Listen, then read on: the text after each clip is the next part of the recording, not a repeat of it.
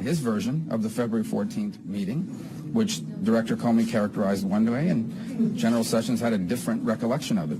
So would you consider this session helpful at all for you? Sure. I mean, to the sense that it allows us to, I think it's important to put aside what didn't happen and establish what didn't happen. So again, we have the time and the focus on what did. So Senator Heinrich said by not answering questions, the Attorney General was obstructing the investigation. Do you agree with that? He did answer questions. I don't know what question he didn't answer other than a detailed outline of every conversation he had with the president. But he described the meeting on February 14th. He talked about his reaction to it. He talked about what Comey said to him in reaction to it. He sat there for 3 hours and answered questions in great detail about every meeting, the meetings he recalled, the ones he doesn't.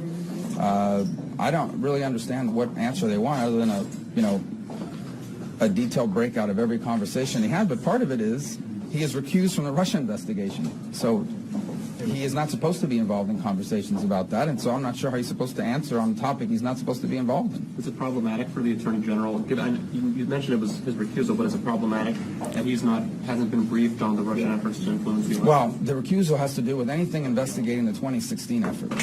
As I've said repeatedly, the Russians didn't end on November 2016. They're going to continue, and to the extent there are new matters involving Russia or any nation for that matter, I don't think that is within the scope of the recusal. When it came to Senator Cotton saying that there hasn't been any evidence of collusion or any evidence of work, what do you say to those remarks, and what do you think and how? Well, it's not Senator Cotton that says that. Other senators. Senator Feinstein has said that. I don't know. I challenge you to find a single senator who says they have evidence of collusion. What do you think is the ultimate goal of this investigation then? To describe exactly what the Russians did to interfere in our election, how they did it, who they did it with, so that we are prepared for future elections and future efforts on their behalf that they're going to undertake to try to undermine our electoral process. That is the central focus of this investigation. If in the process of identifying what they did and how they did it, we find that there were Americans that wittingly or unwittingly participated in it, that's important to know. But ultimately, the goal of this investigation is to clearly delineate how the Russians interfered in our election, their methods, and so forth, so that we are prepared to prevent that from happening in the future. Do you think it was appropriate for the Attorney General to sign off when he came to the Senate to say that he wouldn't make any decisions related to the Clinton email investigation, and then just weeks later sign off on the firing of the FBI? Well, his recusal had to do, his recusal had to do with the 2016 presidential election. In terms of the overall job performance of the FBI director, it is within the purview of the Attorney General to review it. If you read the letter that he wrote, it makes no mention of the Russia investigation. What about the Clinton email investigation? Again, I mean, that to the extent that is within that was a closed matter, and so what the issue that he was dealing with there was his performance in carrying that out in terms of the public statements that he made and the like. Senator Rubio, Jim Comey testified that he told the Attorney General that he was not comfortable being one-on-one with the president in the future, and he says the Attorney General didn't respond. Sessions testified today that he did respond. Who do you believe? Well, we don't have a videotape of it, so there's really no way to deduce. You have two people who, under oath, two people that I have found to be truthful and honorable, under oath, give a different testimony about what exactly happened after the fact. I'm not sure we'll ever be able to determine.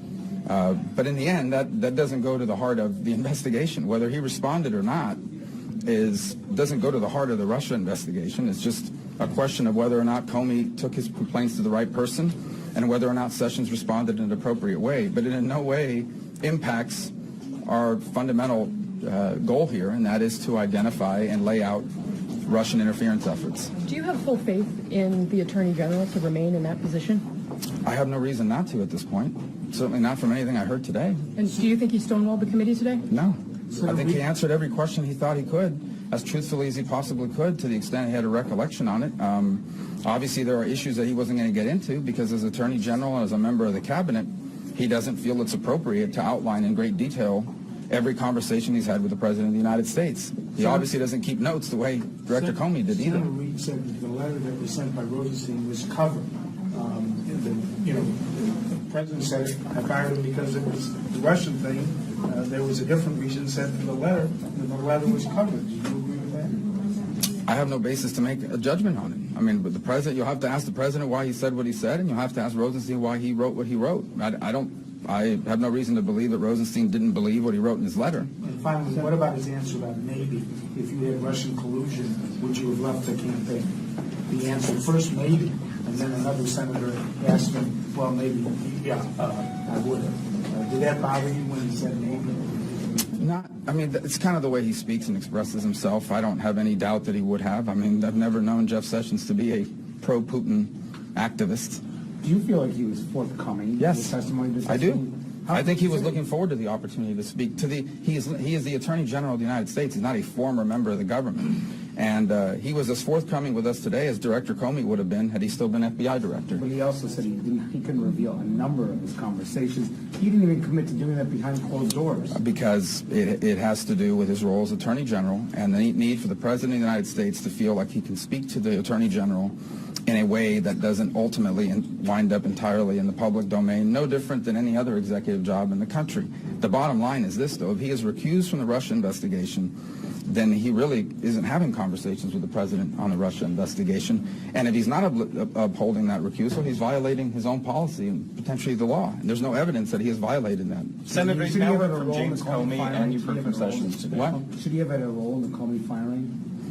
Yeah, he's still the Attorney General. The FBI works on more than just the 2016 investigation. There is a broader job here to be done by the FBI, and if the director is not performing up to the standards that the Attorney General feels are right, he absolutely has a role to play in that decision, so long as it had nothing to do with the Russian investigation, which is what he testified today. Senator, you've now heard from Sessions and from... What? Do you empathize with him? He said that he's the secret innuendo and he's offended by that. Do you understand his point of view? Do you empathize with it? Well, I mean, anybody who feels like things that are being said about them in the public domain that aren't true and don't feel like they have an opportunity to defend themselves, no matter who they are, you would feel... you would understand if that were happening to you, how you would feel.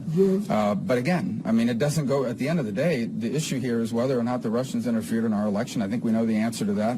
And then outlining how they did it. And these issues that you're asking about whether I empathize with him or not about these issues are irrelevant to the broader question of the Russian interference, which is what I hope we'll get back to here. Did you and Senator Khan discuss the Russia investigation with your meeting with President Trump? No.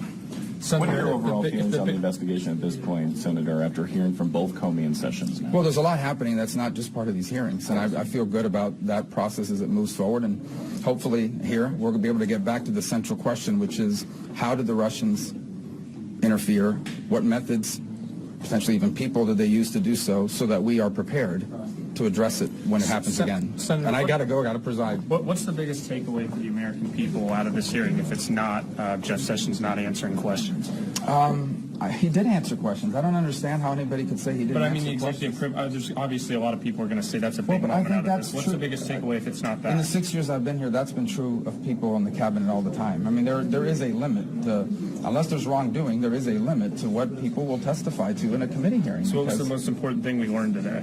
that there's a sharp disagreement over what happened on February 14th, in terms of how that played out, but more importantly, that in his time on the campaign, he didn't interact with anybody he thought was trying to influence him. He didn't have anything other than the 2 meetings with the ambassadors, which he recalls were unremarkable, and that, by and large, he's out of the loop on the Russia investigation because he's recused from it. Should he turn over his schedules and his memos and his notes? I thought he said he agreed to the extent there isn't privileged information on there. I thought he said he had agreed to do Were so. you also surprised when he said he never got briefed about the Russia attacks at all as Attorney General? I guess I was surprised? I wasn't aware of that, but in the end, I think if you look at it, if he had been briefed on it, that would have been news today, right? So I think he kind of went in apparently to the position knowing that this, because of his engagement in the campaign, anything he did that touched on the investigation could be problematic. What would it be? And it was a wise decision. What is the smoking gun for President Trump's involvement with collusion to you, where you said, oh, wait a second, this really means something? Evidence of collusion.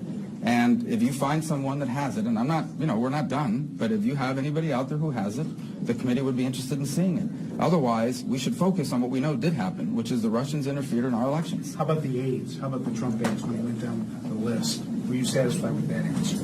And, well, the question was whether he knew about any conversations they had. Do you have any feelings about any of those aides? Well, I'm not going to discuss individuals like that because we're still undergoing our own work. So, okay? Thanks, guys.